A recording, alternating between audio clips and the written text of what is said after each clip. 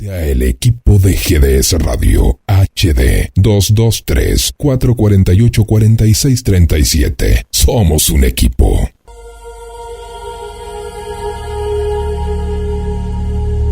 Comienza en GDS, la radio que nos une. A las puertas de Magonia, un viaje a la frontera de lo imaginal. Cada martes nos acompañás en un viaje a través de los mitos, misterios e enigmas de la vida. Prepárate para un nuevo viaje en el cual vos vas a ser el principal protagonista. Le damos la bienvenida al conductor y creador del programa, Carlos Matos. Buenas noches, Guillermo, ¿cómo estás? Hola, Carlos. Buenas noches. Muy bien, muy bien. Bueno, hoy vamos a iniciar un ciclo de 4 programas sobre los espíritus de la naturaleza. En esta oportunidad vamos a tomar los seres del fuego, que habitan en el fuego. Espíritus de la naturaleza, bueno, también esa denominación es un poco discutida y discutible. Vamos a seguir la clasificación que hizo Paracelso en una obra de hace muchísimos años atrás. Después vamos a hablar de aquella obra. Vamos a emplearla a nivel taxonómico, pero en esta oportunidad vamos a ver qué dijo un autor argentino, un escritor argentino como Jorge Luis Borges acerca de estos seres. ¿Habías leído algo de Borges sobre este tema, Guillermo? Sabés, Carlos, que sobre este tema no. Me he quedado, se ve que yo te agradezco y toda la audiencia también, ¿no? Porque nos traes, capaz que en este caso la otra, no digo la otra cara de Borges, pero capaz la cara no tan conocida, ¿no? Sobre estos temas yo sabía del interés. Hoy sabes que estuve rastreando y parece ser que una persona conocida tiene este libro. Y si es así, yo no sé, me lo prestará. Yo soy de devolverlo, pero no sé si voy a devolver este libro, porque vos me dijiste que es un libro, no, lo voy a devolver, pero es un libro que ya no se consigue, prácticamente. No se consigue. Salvo quien por ahí tiene uno de los viejos tomos de las obras completas, vamos a incursionar en el libro de los seres imaginarios. Bueno, hay varios puntos de vista sobre los elementales y elementarios. Hay que separar esta categorización.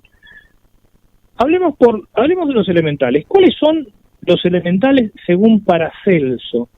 Bueno, Paracelso sigue la división de los elementos en fuego, aire, agua y tierra, esa clasificación griega.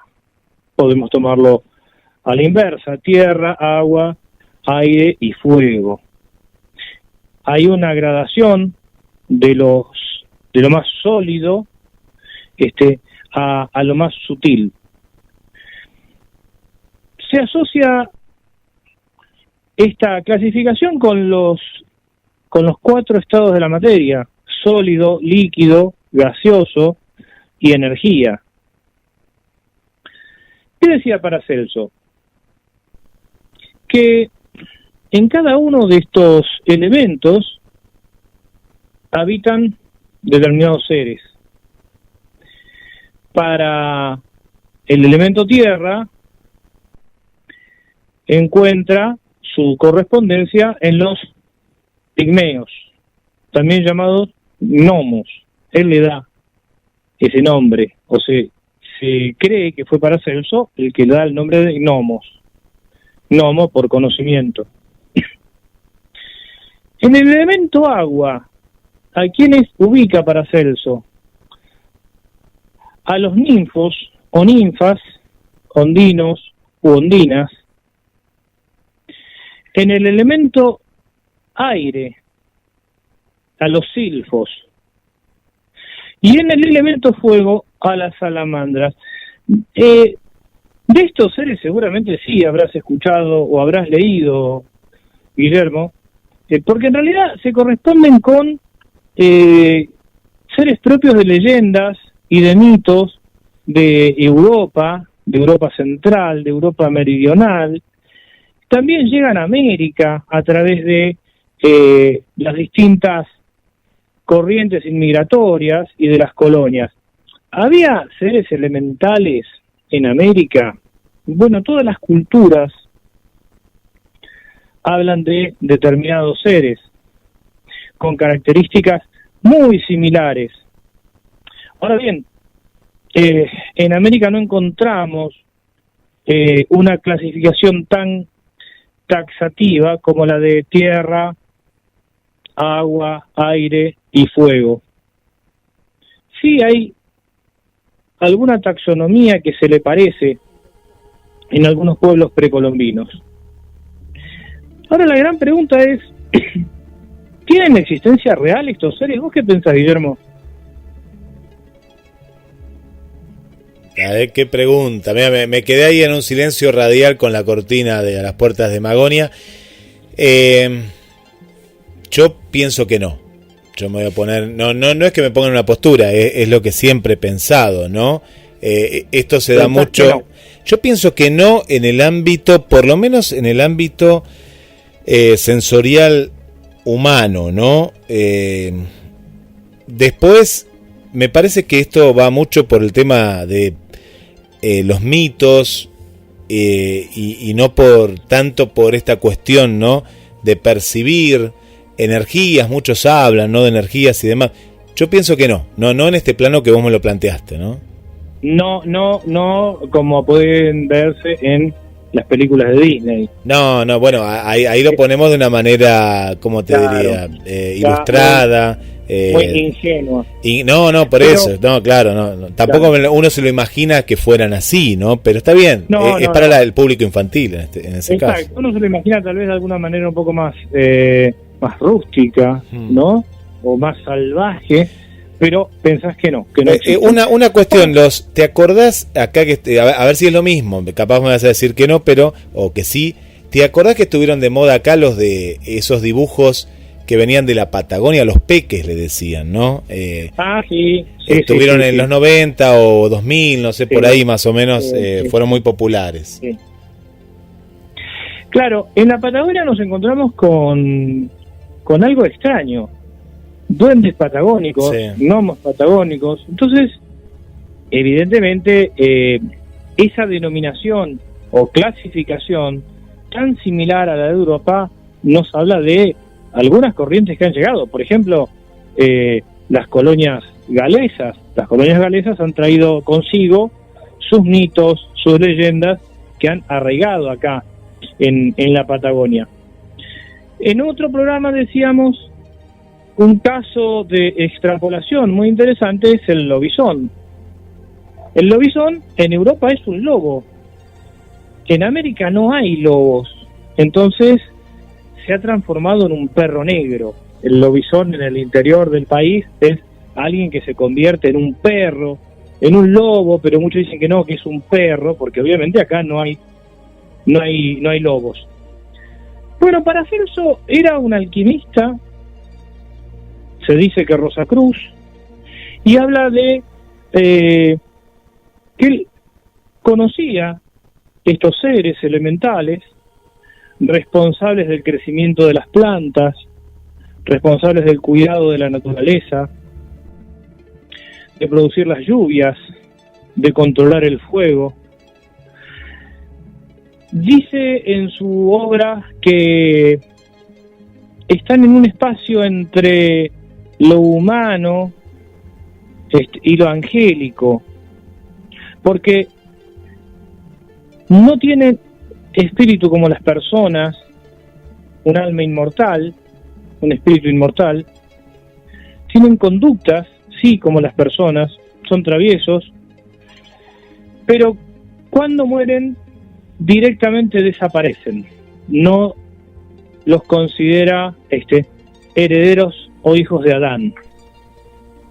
Es interesante porque Paracelso era creyente,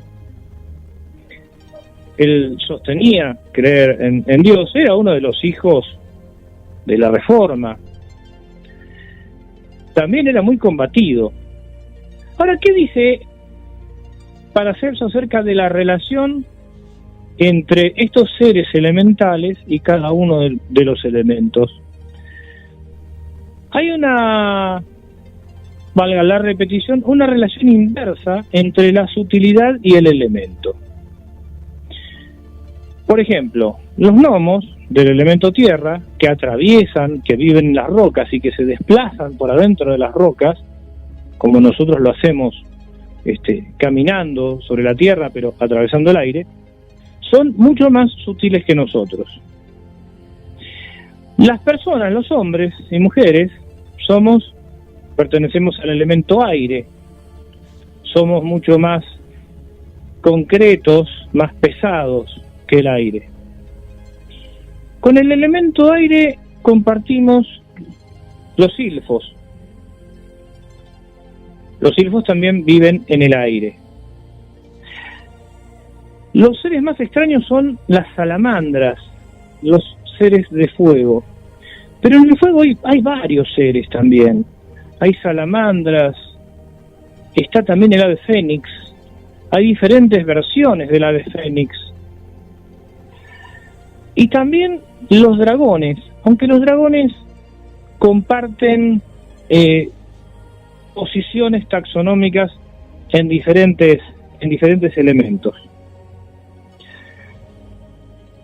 ¿Qué dicen las iglesias acerca de estos seres elementales? Bueno, la Iglesia Católica Romana en general lo rechaza de plano como iglesia. A pesar que algunos curas irlandeses dicen sostener relaciones de amistad con seres feéricos como las hadas. Y hay algún presbítero y algún reverendo de ramas anglicanas y presbiterianas que han escrito sobre estos seres también. No dejan de suscitar un enorme interés. Algunos cabalistas dicen que existen realmente estos seres. No sé si vos recordás, Guillermo, que en algún programa anticipamos que traeríamos la palabra de un cabalista, un rabino, que afirmaba la existencia de estos seres a partir de estudios profundos de la Torá. Sí, lo recuerdo. Eso vamos a traerlo al final cuando lleguemos a los seres de tierra. Bien. Bueno, Borges se ha ocupado en este libro, pero él ya tiene una posición, porque él dice el libro de los seres imaginarios. Sí. O sea, ya él, como para que no quepan dudas, ¿no? En el mismo título él ya no juega con la idea de que podrían estar en el mundo de lo imaginal. Bueno, el concepto de lo imaginal es posible que sea contemporáneo o un poco posterior al momento en el que Borges concibió este libro, pero sí queda claro que Borges conocía la obra de Paracelso, porque de hecho él escribe sobre la Rosa de Paracelso, y también hace mención, cuando habla de estos seres, a algunos estudios y puntos de vista sobre personas pertenecientes a la sociedad teosófica, es decir que nuestro Jorge Luis Borges ha incursionado en todos lados, pero ha mantenido equidistancia. ¿Te acordás que cuando hablamos de la Cábala compartimos también una conferencia de Jorge Luis Borges? Primero hablamos con el doctor Guillermo Perriello, estudioso de la Cábala, y en el programa siguiente a esa entrevista compartimos esa charla, esa conferencia de Borges. Bueno, ¿qué pensarán los oyentes de la existencia de los seres elementales, de las hadas, los duendes, las sirenas, los silfos? ¿Qué pensarán, Guillermo? ¿Vos qué aventurás al respecto? Se lo preguntamos así al 2234-24-66-46 para ver esta visión, ¿no? O este sentimiento, o este pensamiento, ¿no? Sobre hadas, elfos, ¿qué más? Silfos, en general, todo el mundo esférico. Todo el mundo esférico. Hoy dimos la clasificación de Paracelso para dar cierto orden. Hoy vamos a hablar específicamente de los seres de fuego, pero desde la óptica de Borges. Vos decís que los seres estos no son reales. Yo digo que sí son reales. Ah, bien. Yo digo que sí son reales. Por ahí estamos de acuerdo, Guillermo, ¿eh? Por ahí estamos de acuerdo. Sí. Después de escuchar esta primera parte, vamos a debatir un poquito acerca de la realidad de estos seres. Así que bueno, repetimos la vía de comunicación y vamos con esta primera parte.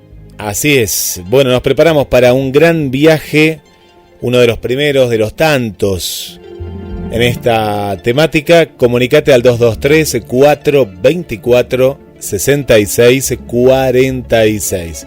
223-424-6646. También te estamos leyendo en mensajes a la radio a través de gdsradio.com, radios asociadas y páginas como Cronos Mar del Plata. Bienvenidos a un nuevo viaje.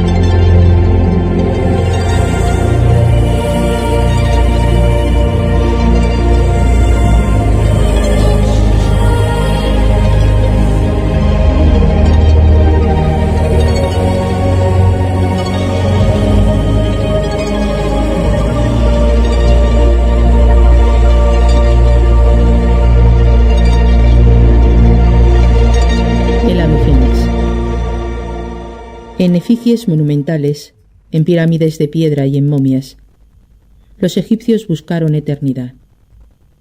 Es razonable que en su país haya surgido el mito de un pájaro inmortal y periódico, si bien la elaboración ulterior es obra de los griegos y de los romanos.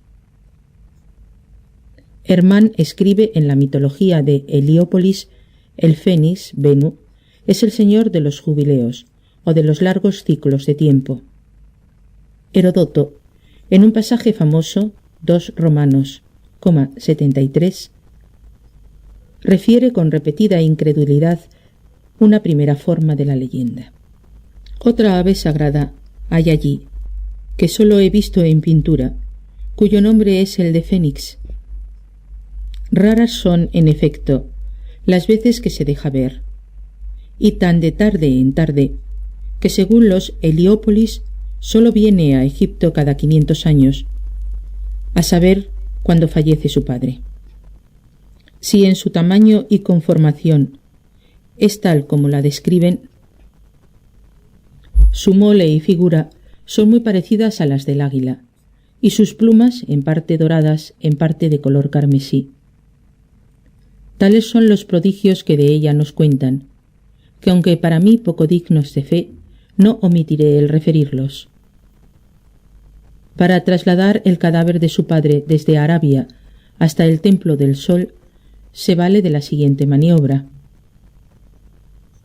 Forma ante todo un huevo sólido de mirra, tan grande cuanto sus fuerzas alcancen para llevarlo.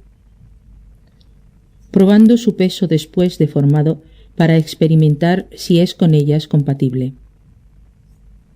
Va después vaciándolo para abrir un hueco donde puede encerrar el cadáver de su padre, el cual ajusta con otra porción de mirra y atesta de ella la concavidad hasta que el peso del huevo preñado con el cadáver iguale al que cuando sólido tenía.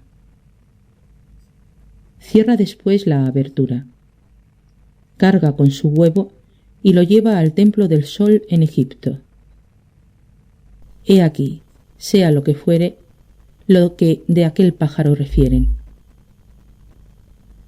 Unos 500 años después, Tácito y Plinio remontaron la prodigiosa historia. El primero rectamente observó que toda antigüedad es oscura, pero que una tradición ha fijado el plazo de la vida del Fénix en 1461 años. Anales 6 Romanos, 28. También el segundo investigó la cronología del Fénix.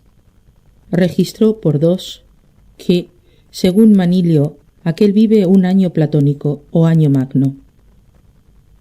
Año platónico es el tiempo que requieren el Sol, la Luna y los 5 planetas para volver a su posición inicial. Tácito, en el Diálogo de los Oradores, lo hace abarcar 12.994 años comunes. Los antiguos creyeron que, cumplido ese enorme ciclo astronómico, la historia universal se repetiría en todos sus detalles por repetirse los influjos de los planetas. El Fénix vendría a ser un espejo o una imagen del universo. Para mayor analogía, los estoicos enseñaron que el universo muere en el fuego y renace del fuego, y que el proceso no tendrá fin y no tuvo principio. Los años simplificaron el mecanismo de la generación del Fénix. Heródoto menciona un huevo y Plinio un gusano, pero Claudiano, a fines del siglo IV, ya versifica un pájaro inmortal que resurge de su ceniza, un heredero de sí mismo y un testigo de las edades. Pocos mitos habrá tan difundidos como el del Fénix. A los autores ya enumerados cabe agregar Ovidio, Metamorfosis, 15, Romanos. Dante, Infierno, 24, Romanos. Shakespeare, Enrique VIII, 5, Romanos, 4. Pellicer, el Fénix y su historia natural. Quevedo, Parnaso español, 6, Romanos. Milton, Samson, Agonistes infine.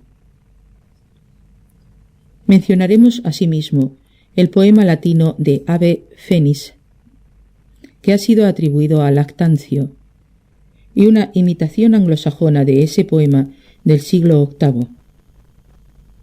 Tertuliano, San Ambrosio y Cirilo de Jerusalén han alegado el Fénix como prueba de la resurrección de la carne. Plinio se burla de los terapeutas que prescriben remedios extraídos del nido y de las cenizas del Fénix.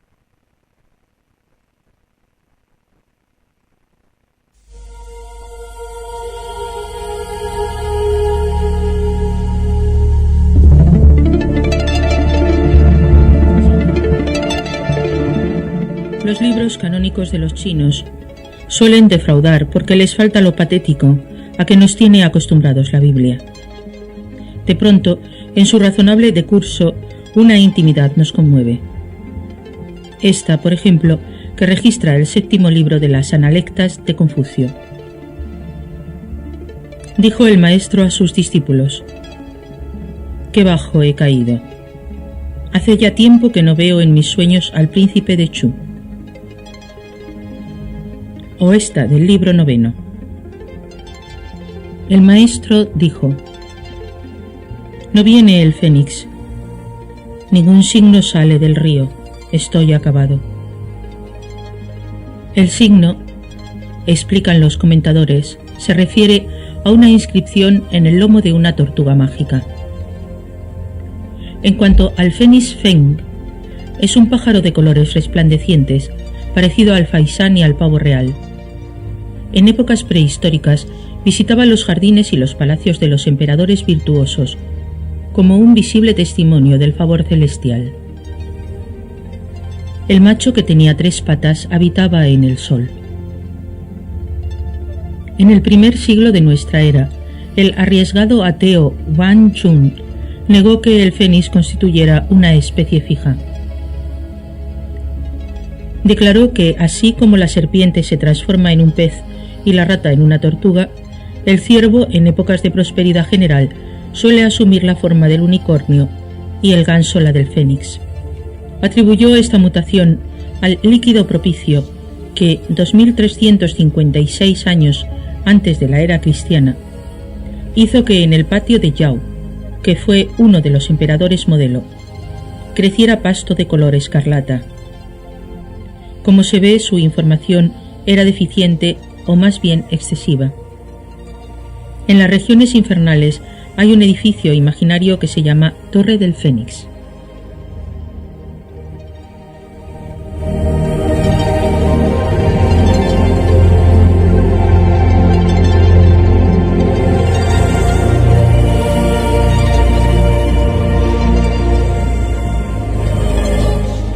La salamandra. No solo es un pequeño dragón que vive en el fuego, es también, si el diccionario de la Academia no se equivoca, un batracio insectívoro de piel lisa, de color negro intenso, con manchas amarillas simétricas.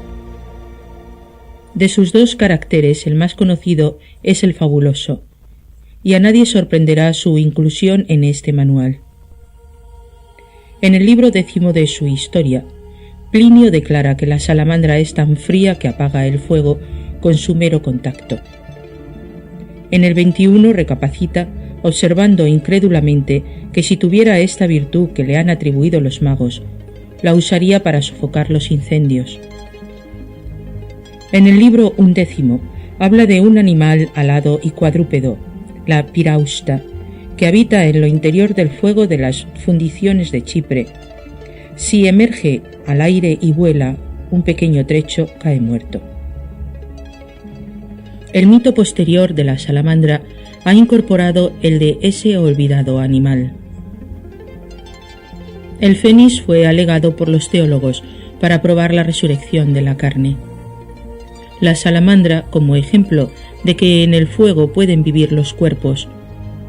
En el libro 21 de la Ciudad de Dios de San Agustín hay un capítulo que se llama «Si pueden los cuerpos ser perpetuos en el fuego», y que se abre así: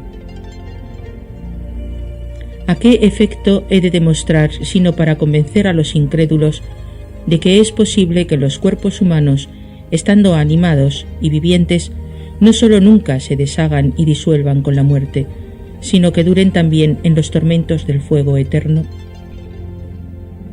Porque no les agrada que atribuyamos este prodigio a la omnipotencia del Todopoderoso. Ruegan que lo demostremos por medio de algún ejemplo. Respondemos a estos que hay efectivamente algunos animales corruptibles porque son mortales, que sin embargo viven en medio del fuego. A la salamandra y al fénix recurren también los poetas como encarecimiento retórico. Así Quevedo, en los sonetos del 4º libro del Parnaso español, que canta hazañas del amor y de la hermosura, Hago verdad al fénix en la ardiente llama, en que renaciendo me renuevo. Y la virilidad del fuego pruebo, y que es padre, y que tiene descendiente. La salamandra fría que desmiente noticia docta, a defenderme atrevo. Cuando en incendios, que sediento debo, mi corazón habita, y no los siente. Al promediar el siglo XII, circuló por las naciones de Europa una falsa carta dirigida por el preste Juan, rey de reyes, al emperador bizantino. Esta epístola, que es un catálogo de prodigios, habla de monstruosas hormigas que excavan oro, y de un río de piedras y de un mar de arena con peces vivos, y de un espejo altísimo que revela cuanto ocurre en el reino, y de un cetro labrado de una esmeralda, y de guijarros que confieren invisibilidad o alumbran la noche. Uno de los párrafos dice: nuestros dominios dan el gusano llamado salamandra. Las salamandras viven en el fuego y hacen capullos que las señoras del palacio devanan y usan para tejer telas y vestidos. Para lavar y limpiar estas telas las arrojan al fuego. De estos lienzos y telas incombustibles que se limpian con fuego hay mención en Plinio, 19 Romanos 4, y en Marco Polo, 1 Romano 39. Aclara este último: la salamandra es una sustancia, no un animal. Nadie al principio le creyó. Las telas fabricadas de amianto se vendían como piel de salamandra y fueron testimonio incontrovertible de que la salamandra existía. En alguna página de su vida, Benvenuto Cellini cuenta que a los 5 años vio jugar en el fuego a un animalito parecido a la lagartija. Se lo contó a su padre. Este le dijo que el animal era una salamandra y le dio una paliza para que esa admirable visión tan pocas veces permitida a los hombres se le grabara en la memoria. Las salamandras, en la simbología de la alquimia, son espíritus elementales del fuego. En esta atribución y en un argumento de Aristóteles, que Cicerón ha conservado en el primer libro de su De Natura Deorum, se descubre por qué los hombres propendieron a creer en la salamandra. El médico siciliano Empédocles de Agrigento había formulado la teoría de 4 raíces de cosas, cuyas desuniones y uniones movidas por la discordia y por el amor componen la historia universal. No hay muerte, solo hay partículas de raíces que los latinos llamarían elementos y que se desunen. Estas son el fuego, la tierra, el aire y el agua. Son increadas y ninguna es más fuerte que otra. Ahora creemos saber, que esta doctrina es falsa, pero los hombres la juzgaron preciosa y generalmente se admite que fue benéfica. Los 4 elementos que integran y mantienen el mundo y que aún sobreviven en la poesía y en la imaginación popular tienen una historia larga y gloriosa. Ha escrito Theodor Gompers. Ahora bien, la doctrina exigía una paridad de los 4 elementos. Si había animales de la tierra y del agua, era preciso que hubiera animales del fuego. Era preciso para la dignidad de la ciencia que hubiera salamandras. En otro artículo veremos cómo Aristóteles logró animales del aire. Leonardo da Vinci entiende que la salamandra se alimenta de fuego y que éste le sirve para cambiar la piel.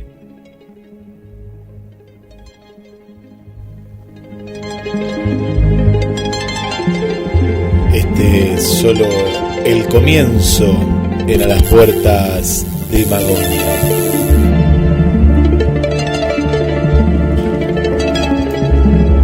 Los elfos que ya están aquí entre nosotros.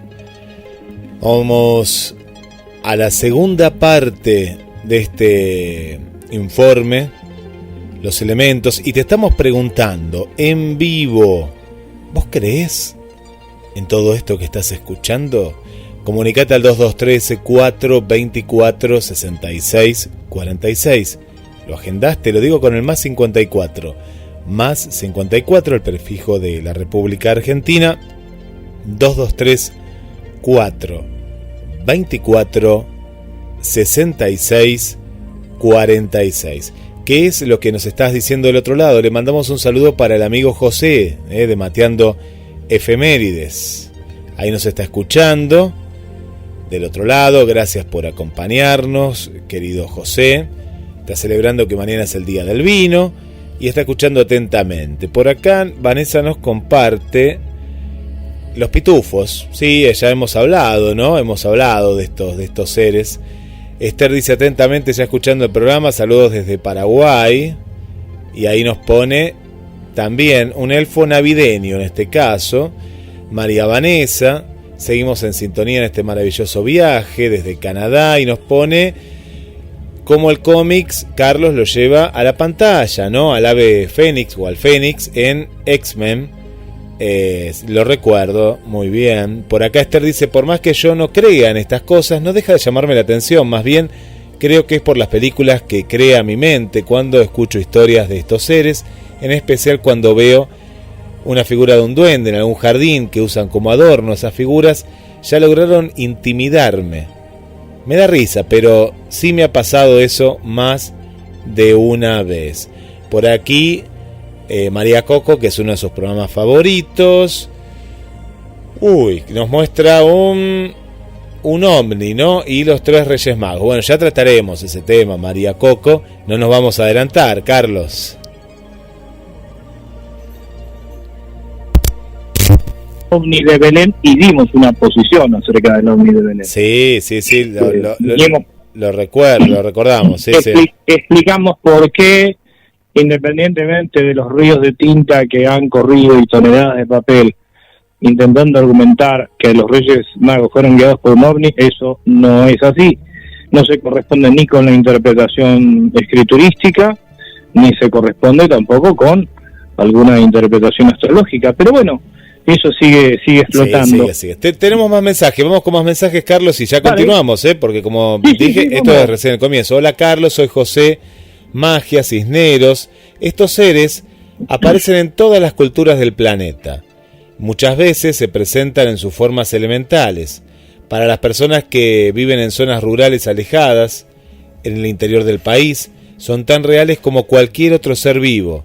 Gnomos o duendes, seres del agua o espíritus del viento y del fuego, tienen una existencia real, no solo como reflejo de procesos psicológicos inconscientes, reflejados o proyectados en historias míticas. José María Cisneros, disculpas, dice, no, disculpas por nada, por favor. No, porque acá apareció un mensaje automático, porque cuando vos envías el mensaje, José María, por primera vez a la radio, el teléfono en la radio, te contesta una máquina o un elfo, no, es una máquina automático, así que por eso... Échale la culpa a la salamandra que tenés ahí. Es la salamandra, es este pequeño dragón que aparece por aquí.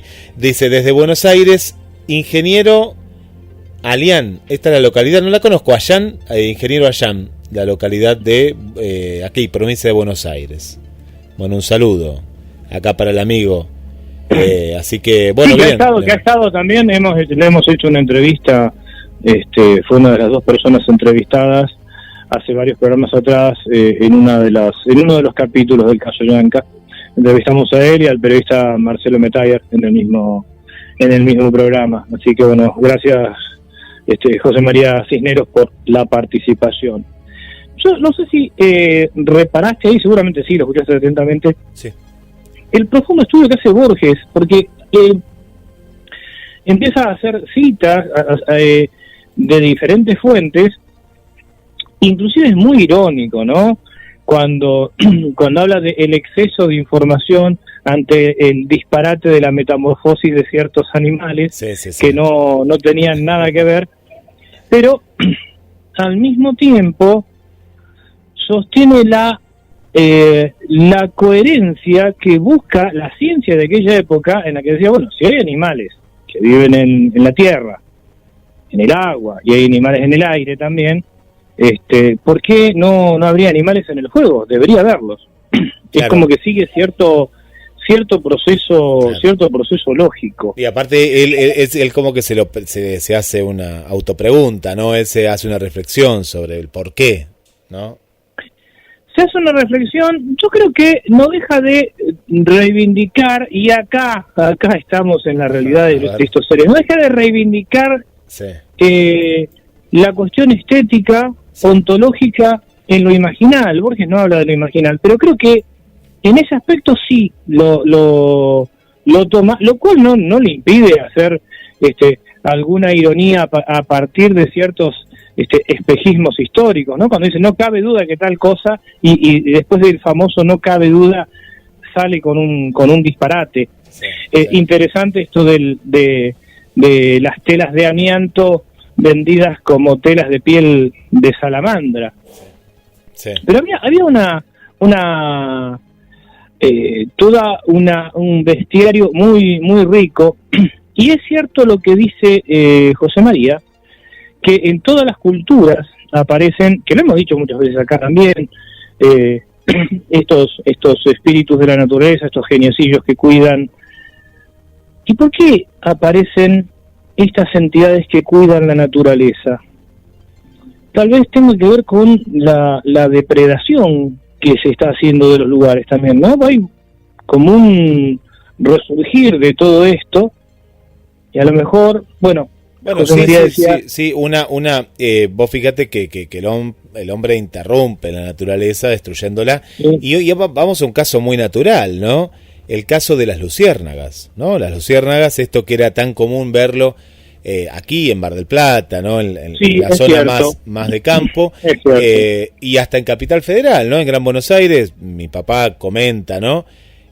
Cuando íbamos a Malvinas Argentinas se veía, han desaparecido. Yo mirá, la última vez que vi, que me sorprendí, pues eso sí que fue algo mágico, porque uno, bicho de ciudad, hablando claro, sabés que me sorprendí, digo, ¿qué es eso? ¿Viste? Y eran luciérnagas esto fue en Entre Ríos, hacía mucho calor, y también era otro tipo, ¿no? De luciérnagas mucho más grande, y me sorprendió, como un niño estaba viendo esto que nunca había visto en mi vida.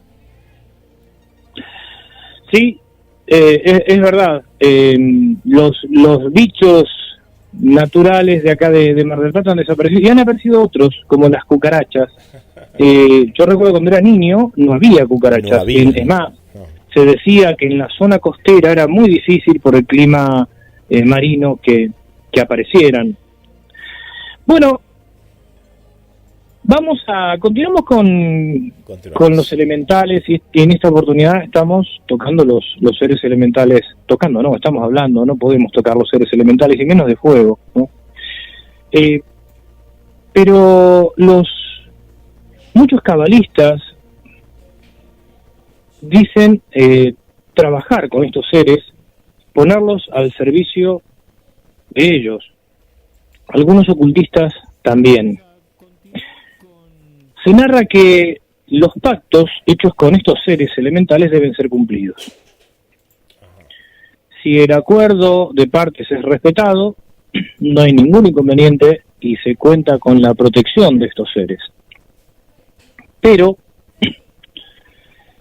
si el humano viola ese pacto, los seres elementales son implacables. Acá aparece como cierta teoría de la retribución que en algún momento de la humanidad irrumpe como para poner cierto orden. El trueque, la negociación y la idea de que el pacto debe ser cumplido. Cualquier pacto con elementales o entre personas debe ser siempre cumplido. También se menciona los matrimonios. Mirá vos qué cosa extraña, ¿no?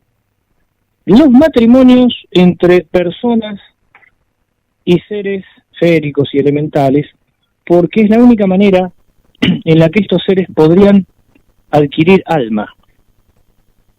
Así que también hay una literatura profusa acerca de cómo se celebran estos matrimonios y cómo deben ser cumplidos estos acuerdos de partes. Y únicamente pueden disolverse mediante el acuerdo de ambas partes. de ambas partes. Si la persona abandona al elemental, al ser elemental, y se casa con otra persona, dicen que también actúa de manera implacable. Así que gente que anda dando vueltas con los elementales a portarse bien. En realidad habría que portarse bien siempre, ¿no? No por una cuestión de temor, sino por una cuestión de respeto a la palabra empeñada, digamos. Bien, cuando eras chico, ¿tuviste alguna experiencia, Guillermo, que en la imaginación de niño se podría haber atribuido a un ser elemental? Sí, mira, uno me hace remontar, ¿no? Y pensar a esos primeros años, ¿no? Sierra Los Padres antes no era lo que soy, ¿no? Es un hábitat, ya prácticamente es como una pequeña ciudad, ¿no? Pero antes tenía mucho bosque tenía, mucho. Y uno cuando era chico siempre jugaba ahí más que nada los domingos, ¿no? Íbamos como a pasar el domingo, estacionaban el auto, la camioneta en ese entonces, y bueno, y uno jugaba ahí. Y bueno, y estaba este tema, ¿no? De los duendes, ¿no? Como los llamábamos nosotros. Son todos los duendes. Sí. Y uno no sabe si fue que pudo haber ocurrido, pero bueno, por eso siempre ahí uno dice entre lo real o lo imaginario, ¿no? De nosotros, pero bueno, habíamos visto cuando éramos muy chicos como algo, una sombra, algo que no nos asustó y bueno, me acuerdo que corrimos, estábamos como en una... era entre las antenas de Canal 8 y Canal 10 que están ahora, las antenas las teníamos ahí, ¿no? Al lado, era todo un camino que uno iba y bordeaba toda la sierra y nosotros íbamos cuesta abajo hasta casi, mirá, hasta donde no había casa, ¿no? Prácticamente había una sola casa hasta el golf. Yo tiro referencias para que uno, bueno, ahora está lleno de casas, pero en ese momento no había una sola casa, había una sola que estaba antes de llegar al golf y no había más nada, era todo... Imagínense todo lo que se ha talado, ¿no? Y esto un poco en referencia a lo que vos decías, cómo el hombre avanzó. En este caso, no había nada, era nada de casas, había todo bosque y en una parte bastante tupido. Y bueno, nos asustamos y bueno, venimos corriendo, me acuerdo, a los brazos de nuestros padres, yo que tendría 10, mi hermano 7. Así que bueno, eso es lo que me viene a la mente ahora, así, en lo que uno recuerda, ¿no? Algo así, cercano.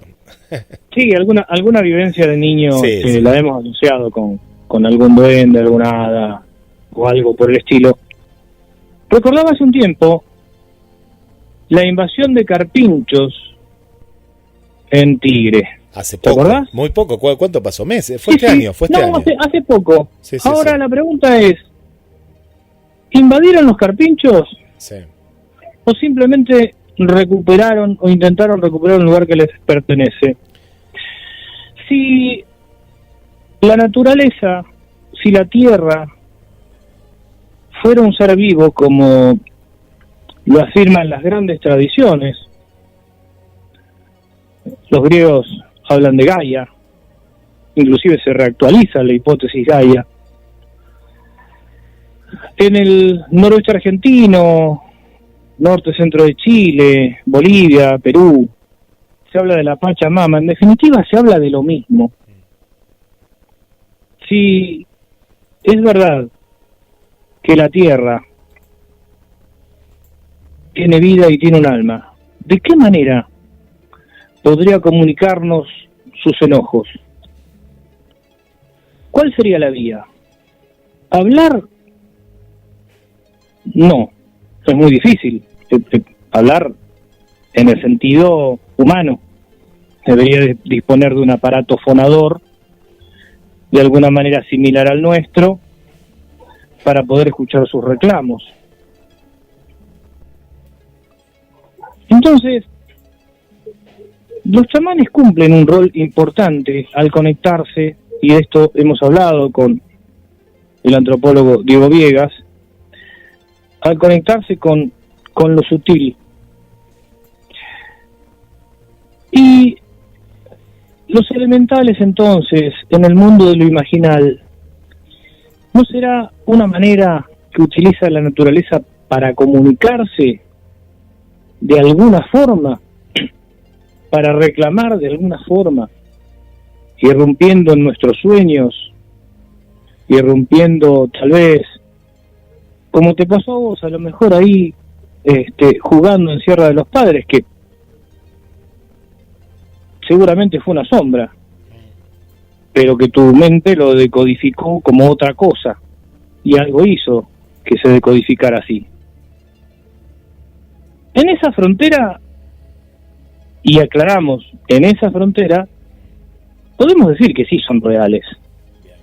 En ese aspecto, en el terreno del mito como paquete de información.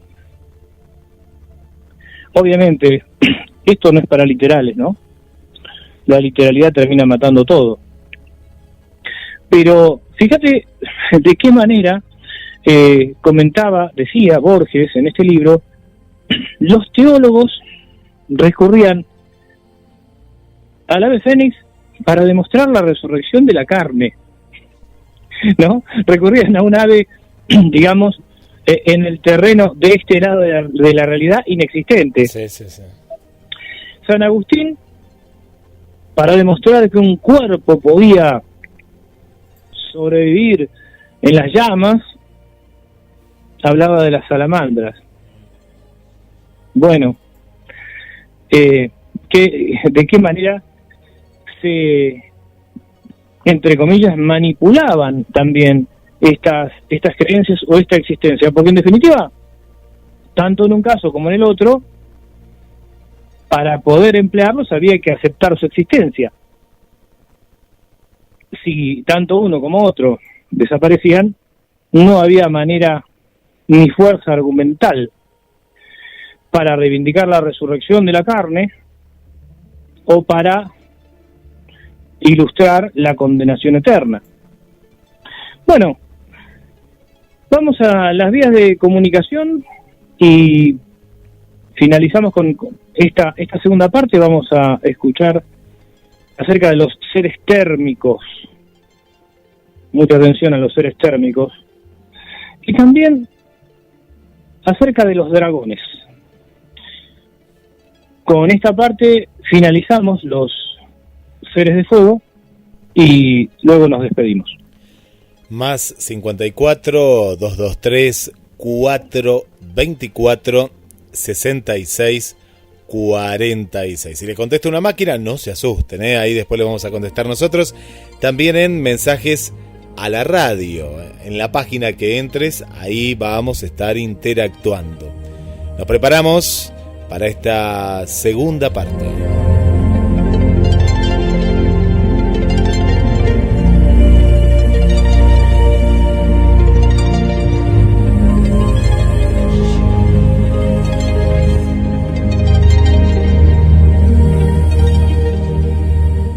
Los seres térmicos. Al visionario y teósofo Rudolf Steiner le fue revelado que este planeta, antes de ser la Tierra que conocemos, pasó por una etapa solar y antes por una etapa saturnina. El hombre ahora consta de un cuerpo físico, de un cuerpo etéreo, de un cuerpo astral y de un yo. A principios de la etapa o época saturnina era un cuerpo físico únicamente. Este cuerpo no era visible, ni siquiera tangible, ya que entonces no había en la Tierra ni sólidos, ni líquidos, ni gases. Solo había estados de calor, formas térmicas. Los diversos colores definían en el espacio cósmico figuras regulares e irregulares. Cada hombre, cada ser, era un organismo hecho de temperaturas cambiantes. Según el testimonio de Steiner, la humanidad de la época saturnina fue un ciego y sordo e impalpable conjunto de calores y fríos articulados. Para el investigador, el calor no es otra cosa que una sustancia aún más sutil que un gas. Leemos en una página de la obra Die Geheimwissenschaft in umbris, bosquejo de las ciencias ocultas. Antes de la etapa solar, espíritus del fuego o arcángeles animaron los cuerpos de aquellos hombres que empezaron a brillar y a resplandecer. ¿Soñó estas cosas Rudolf Steiner? Las soñó porque alguna vez habían ocurrido en el fondo del tiempo. Lo cierto es que son harto más asombrosas que los demiurgos y serpientes y toros de otras cosmogonías.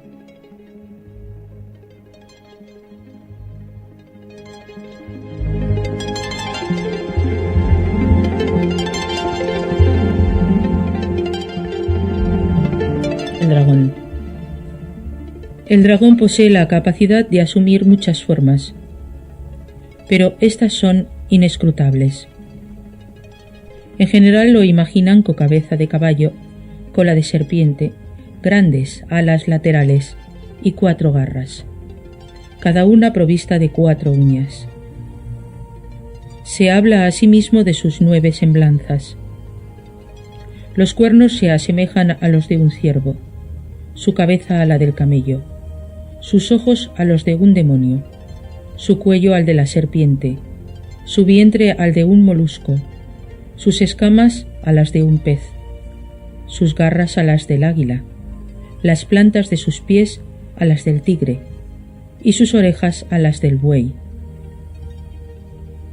Hay ejemplares a quienes les faltan orejas y que oyen por los cuernos. Es habitual representarlo con una perla que pende de su cuello y es emblema del sol. En esa perla está su poder. Es inofensivo si se la quitan. La historia le atribuye la paternidad de los primeros emperadores. Sus huesos, dientes y saliva gozan de virtudes medicinales. Puede, según su voluntad, ser visible a los hombres o invisible. En la primavera sube a los cielos, en el otoño se sumerge en la profundidad de las aguas. Algunos carecen de alas y vuelan con ímpetu propio. La ciencia distingue diversos géneros. El dragón celestial lleva en el lomo los palacios de las divinidades e impide que éstos caigan sobre la tierra. El dragón divino produce los vientos y las lluvias para el bien de la humanidad. El dragón terrestre determina el curso de los arroyos y de los ríos. El dragón subterráneo cuida los tesoros vedados a los hombres. Los budistas afirman que los dragones no abundan menos que los peces de sus muchos mares concéntricos. En alguna parte del universo existe una cifra sagrada para expresar su número exacto. El pueblo chino cree en los dragones más que en otras deidades, porque los ve con tanta frecuencia en las cambiantes nubes.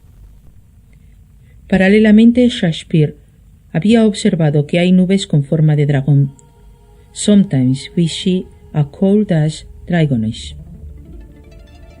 El dragón rige las montañas, se vincula a la geomancia, mora cerca de los sepulcros, está asociado al culto de Confucio, es el Neptuno de los mares y aparece en tierra firme. Los reyes de los dragones del mar habitan resplandecientes palacios bajo las aguas y se alimentan de ópalos y de perlas. Hay 5 de esos reyes. El principal está en el centro, los otros 4 corresponden a los puntos cardinales. Tienen 1 legua de largo. Al cambiar de postura, hacen chocar a las montañas. Están revestidos de una armadura de escamas amarillas. Bajo el hocico tienen una barba. Las piernas y la cola son velludas. La frente se proyecta sobre los ojos llameantes. Las orejas son pequeñas y gruesas, la boca siempre abierta, la lengua larga y los dientes afilados. El aliento hierve a los peces. Las exhalaciones del cuerpo los asa.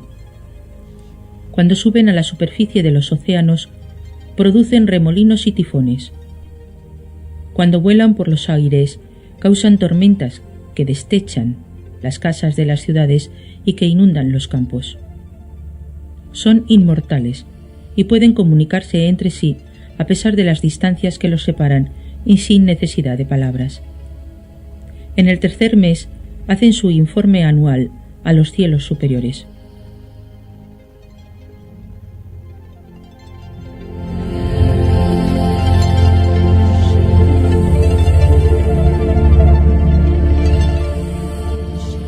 El dragón chino.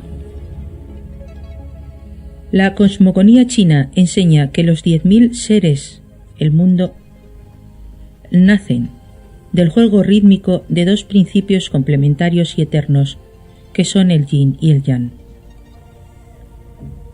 Corresponden al yin la concentración, la oscuridad, la pasividad, los números pares y el frío. Al yang, el crecimiento, la luz, el ímpetu, los números impares y el calor. Símbolos del yin son la mujer, la tierra, el anaranjado, los valles, los cauces de los ríos y el tigre. Del yang, el hombre, el cielo, el azul, las montañas, los pilares, el dragón. El dragón chino, el lung, es uno de los 4 animales mágicos. Los otros son el unicornio, el fénix y la tortuga. En el mejor de los casos, el dragón occidental es aterrador y en el peor, ridículo. El lung de las tradiciones, en cambio, tiene divinidad y es como un ángel que fuera también león.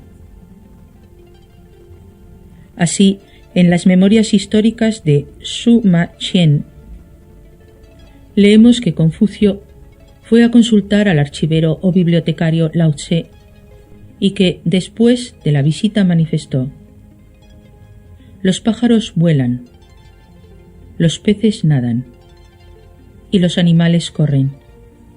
El que corre puede ser detenido por una trampa, el que nada por una red, el que vuela por una flecha.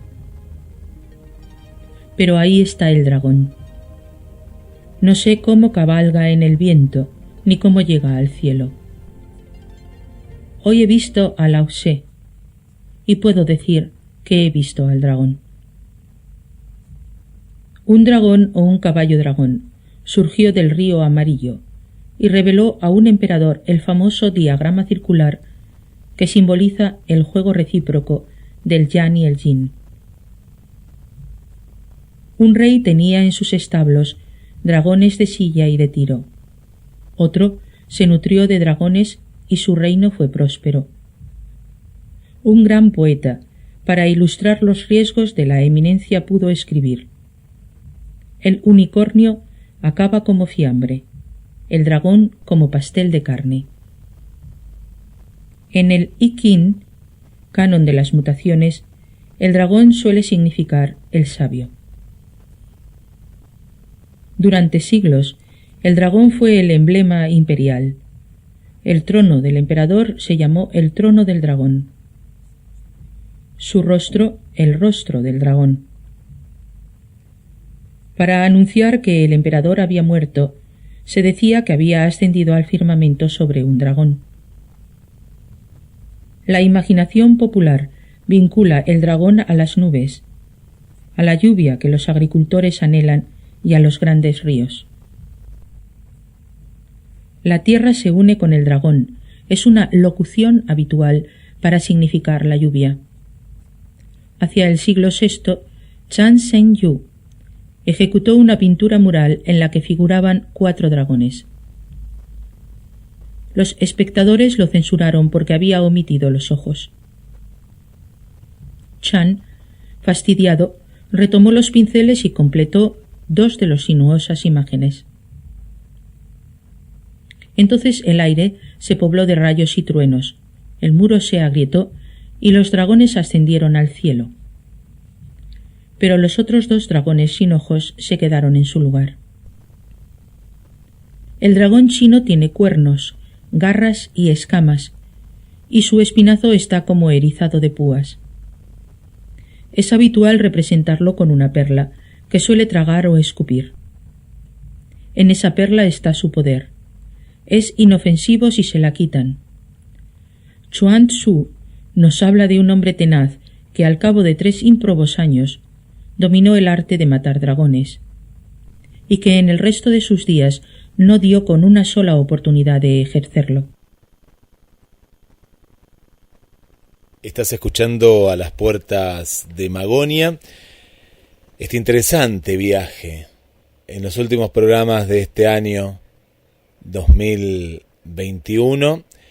Nos adentramos en este mundo, un mundo mágico, un mundo en el cual nos dejamos invadir, y vos del otro lado, en esta comunicación, en este ida y vuelta que compartimos.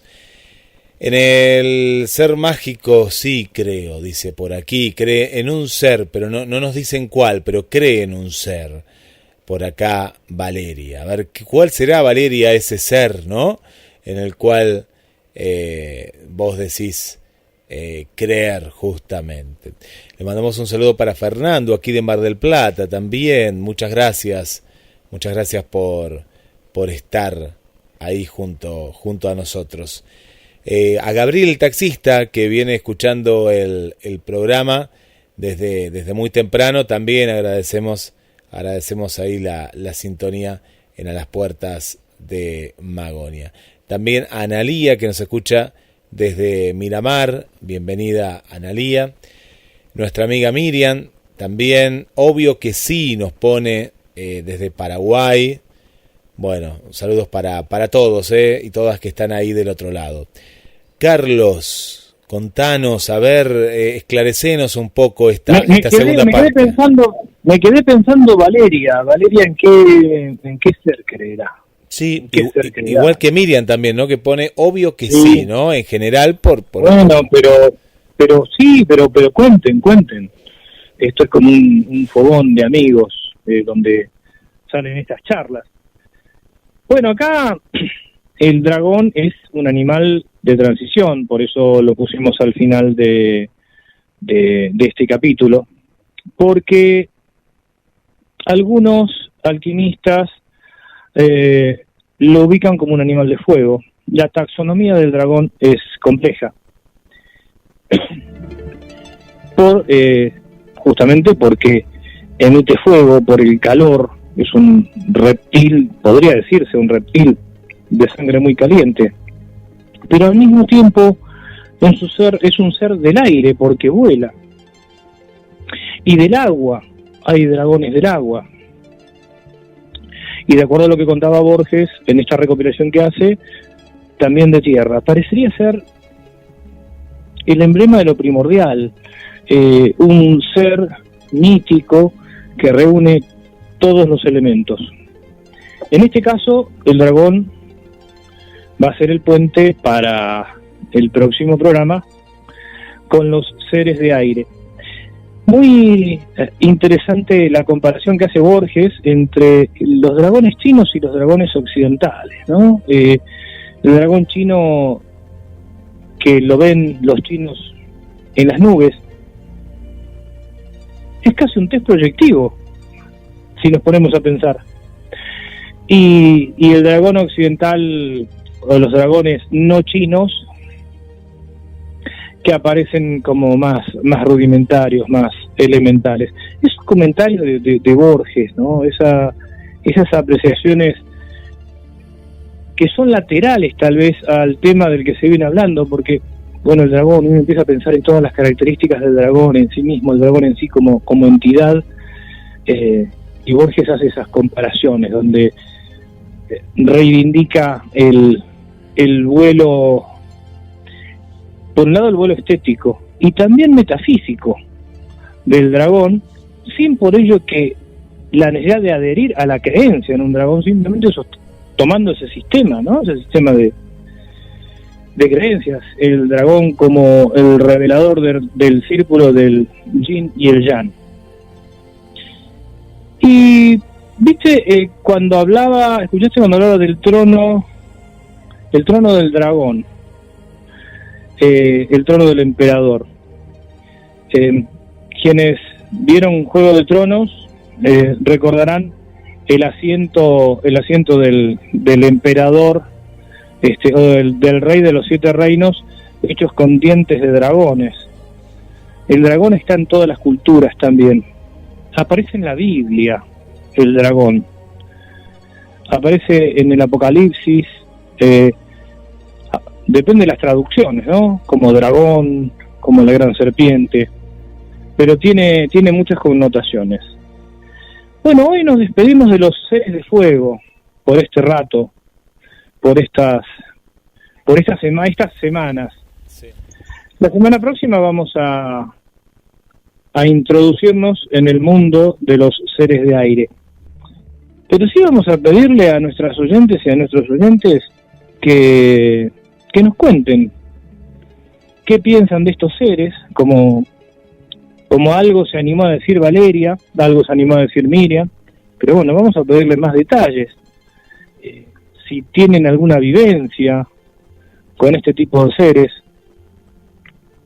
qué leyeron al respecto, o por qué sostienen la creencia en tales seres. Tal vez estos seres existan en la medida que haya una comunidad que los cree y que los crea. Cuando se deje de creer o de crear en estos seres, seguramente van a morir o van a desaparecer. Pero por ahora tratemos de mantenerlos vivos. Bueno, Guillermo, llegamos al final. Interesante, Carlos. ¿Y podemos adelantar algo de lo que vamos a vivir en 7 días? Pues sí, seguimos en esta línea. Vamos a seguir en esta línea. Sí, porque además era un pedido que teníamos de los oyentes hacía un tiempo. Algo pasábamos sobre las sirenas, ¿te acordás? Pero quisimos en esta oportunidad hablar de una manera un poco más organizada acerca del mundo férico, y también estamos preparando alguna entrevista sorpresa. Bueno, entre los seres de aire vamos a hablar de los silfos, vamos a hablar de las aves fantásticas. Continuaremos también con este libro de Borges y algunas otras comparaciones. En el programa posterior al que viene tocaremos los elementos de agua y después los elementos de tierra y la perlita prometida de este estudio cabalístico que afirma la existencia real, pero ya no hablamos de lo imaginal, sino la existencia real en tiempo y espacio de estos seres. Así que bueno, Guillermo, nos estaremos encontrando el martes próximo.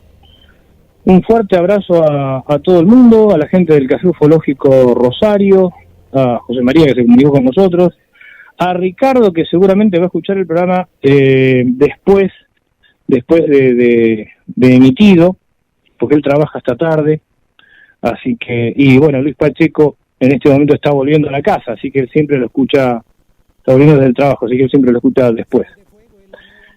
Nos encontramos el martes que viene, Guillermo, para volver a hacer otro viaje a la frontera de lo imaginal desde las puertas de Magonia. Lleva la radio a todos lados. Nos encuentras como GDS Radio en Play Store, App Store, Windows Phone y BlackBerry. GDS, siempre en movimiento. Que quería ser una estrella de rock and roll. Enchufaba a su guitarra, subía el volumen amplificador. El de toda aquella bisbarra era un terror. Como que era que o noso amigo no miraba o televisor. Cada día ia descubrir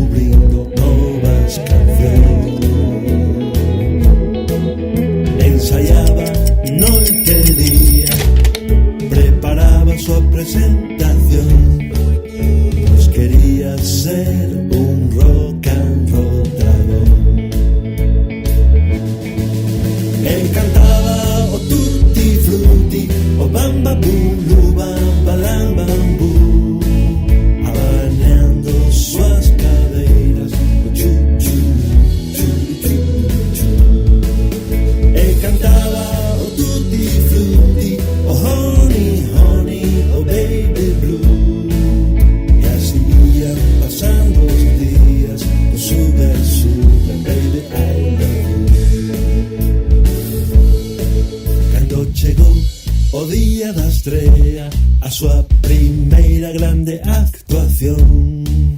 Todo mundo ali quería ver o dragón, pero as pernas lle tremían, saían de calos en lugar da voz. E no aire respirouse a decepción. Entón pechou moi forte os ollos e dixo: isto non pode ser. E cantou o Please to Miss You, tamén o Across the Universe. E cantou Vivo Palula, Dudu Ram Ram Ram, Dudu Ram Ram. I can't get no satisfaction, black is black and forever child. Aquelo foi un gran suceso, ninguén quería marchar de ali. Escoitouse berrar dragón o rei Steve. Corearon oe, oe, oe, todos querían verlo outra vez. Entre aplausos digo que voltar salir. E cantou o Tutti Frutti, o Lui Lui, os Spanish Bones. Facía sons coa súa guitarra que cortaba a respiración. E cantou o Tutti Frutti, o Bamba Bulu, Babalam Bambu. O miña terra galega, o tren que me leva chup chup chup.